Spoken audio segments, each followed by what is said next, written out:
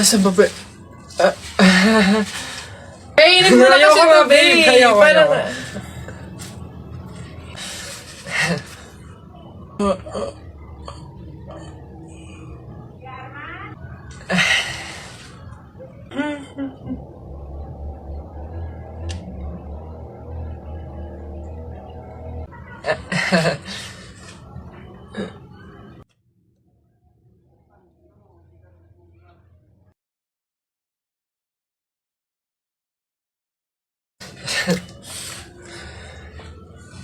Ano ba yan? Wala na akong shampoo tapos sabon. Bibili pa tuloy sa labas.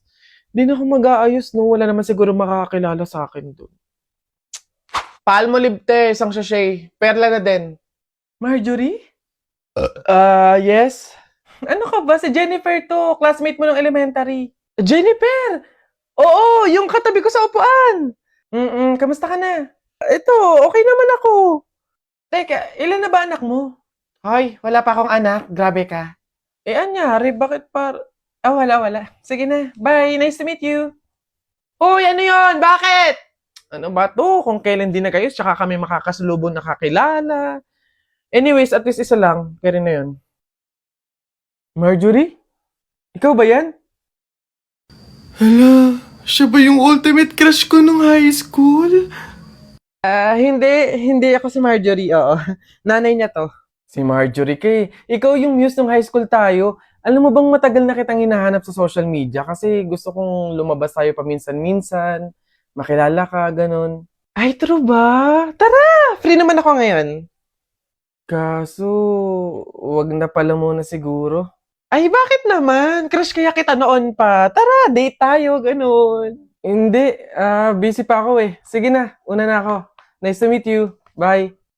Ano ba yan? Trip ba ako ng tadhana? Malas ba ako o ano?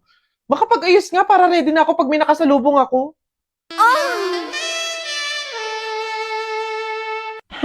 Oh, nasa na yung mga batchmate ko dyan? Yung mga pogi kong schoolmates. Ngayon nyo ako salubungin. Ay, wait! Ganda ni ate ah! Panis, very Latina. Te, pembariete! Che, tatsaka nyo. Bala nga kayo dyan. Ba't ganun?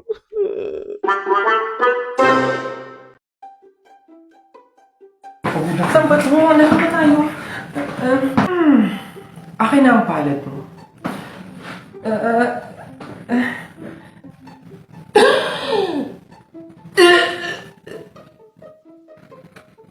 Ang tadhana mo ay ang lalaki sa buhay mo. Nakukumpleto sa'yo at sa mga cravings mo. Magaling din siya magsalsa. Oh, hala, Tia, piting ano nangyari sa'yo? Naku, baka gutom lang yan. Wait, di ba may chicken tayo dyan? Tsaka nga pala sauce. Ayan, paniguradong gaganahan siya dito sa sarsa ng Mang Tomas. Ayan, oh. Ano yan? Ay, ano yan? Mukhang masarap. No. Ano to? Ang sarap.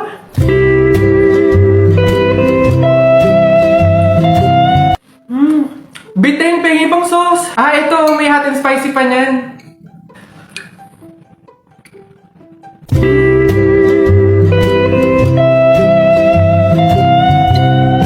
Di ba ang sarap? Okay na ako. Ang sarap ng sarsa ha. Anyways, back to work. Pabunot pa ako. Ano po yung mga papremyo? Lombans, hairband, calculator, paper, ayun! Ayun yung kotse pong blue. Ayun. Pabunot to. Ano? Tagal! Ito. 127 po. Ito po.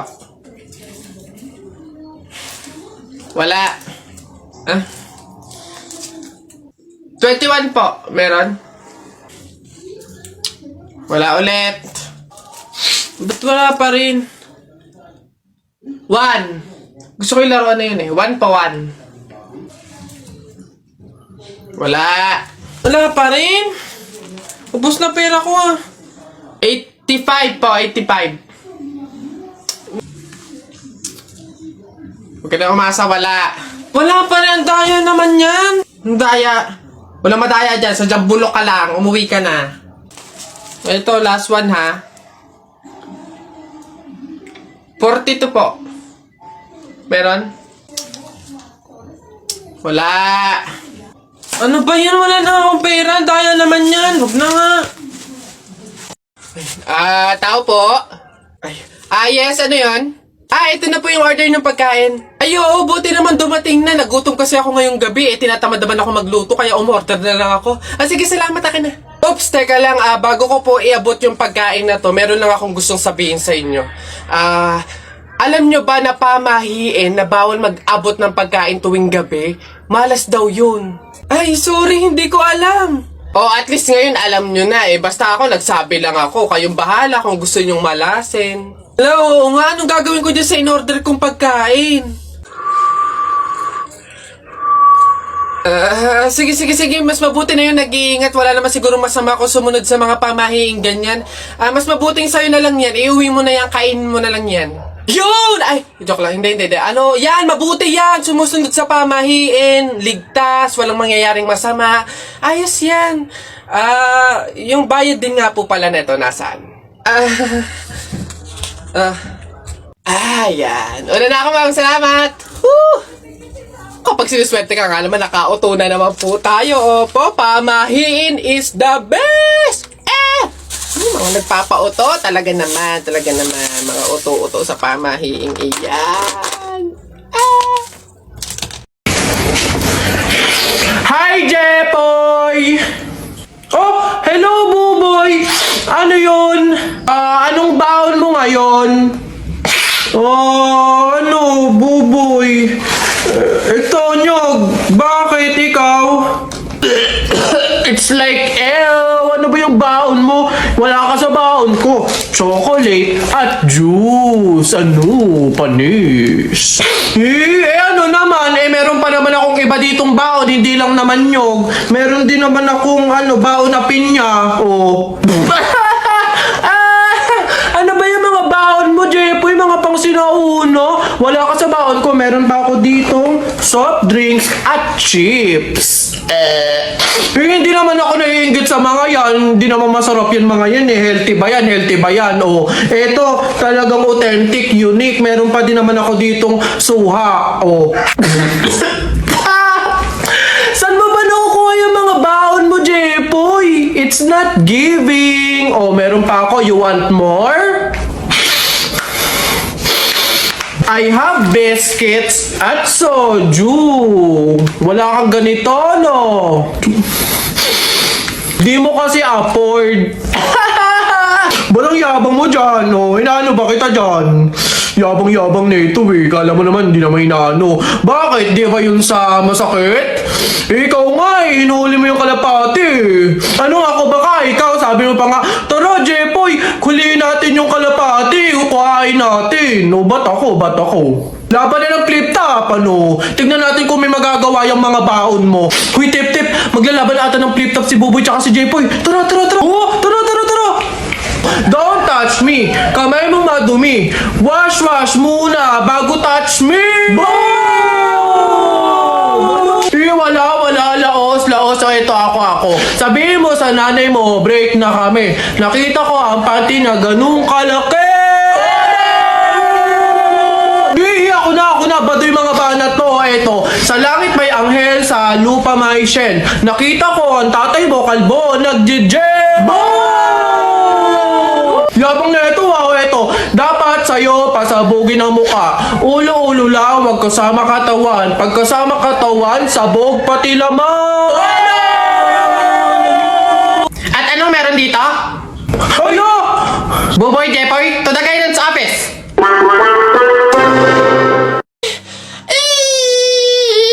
Sige, nak, makakanak ka na ha. May pamahiin tayo dyan. Oo, Nay. Ano nga ulit yun? Huwag kang magagalit o maiinis kapag nanganganak ka na. Ha? Bakit? Kasi daw maaari magkaroon ng kapansanan yung anak mo. Kaya pigilan mong huwag magalit, huwag mainis. Sige, pipilitin ko. Ayan na, ma'am. Nakikita ko na yung ulo. Konti na lang, ma'am. Iri pa na, konti, ma'am. Ayan na. Ayan na. Ay, naputol ko yung ulo ng bata. Ay, ano? Ay, anak, pamahiin. Pilitin mo huwag magalit. Dali. Okay. Chill. Pamahiin. Sige, nurse, kabit mo na lang mamaya.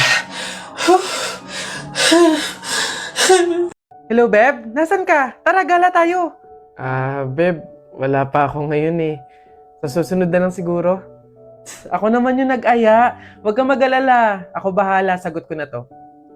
Salamat, Beb ah. Bawi ako. Wow, ang ganda naman ito.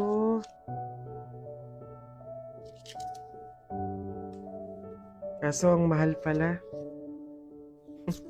Huwag na lang. Ay, Beb!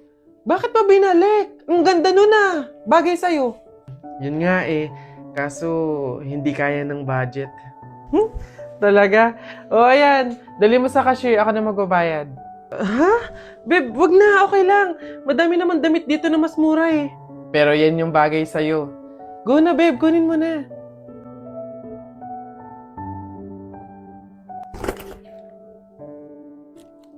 Ate, baka po may pera ka po dyan.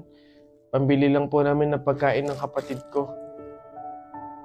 Ay, naku. Wala din kasi ako ngayon eh. Mahirap lang din kasi ako.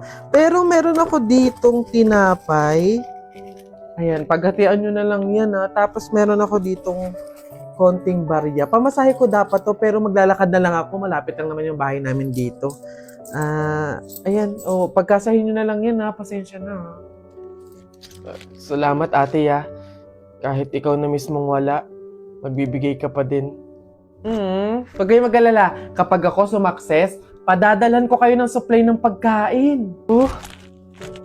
Yung maraming-marami para hindi na kayo magugutom. Gusto niyo yun? Nay, tay, may dala po akong ulam tsaka 200. Gosh, rumakit pa ako kanina. Nay, tay, pasensya po kung yan pa lang muna. Wala yun anak. Malaking bagay na yun sa atin.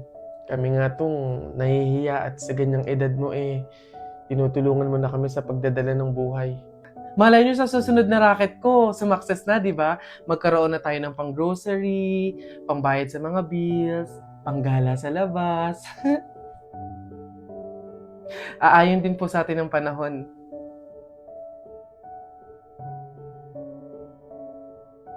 Girl, di ba nga nag-review ako ng isang araw? Tapos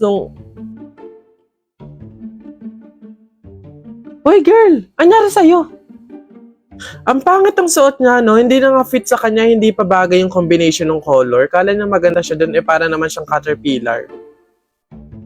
Hey, Franny! Saan ka sumakay papunta dito? Actually, nag-book lang ako kanina. Alam mo ba kanina, nung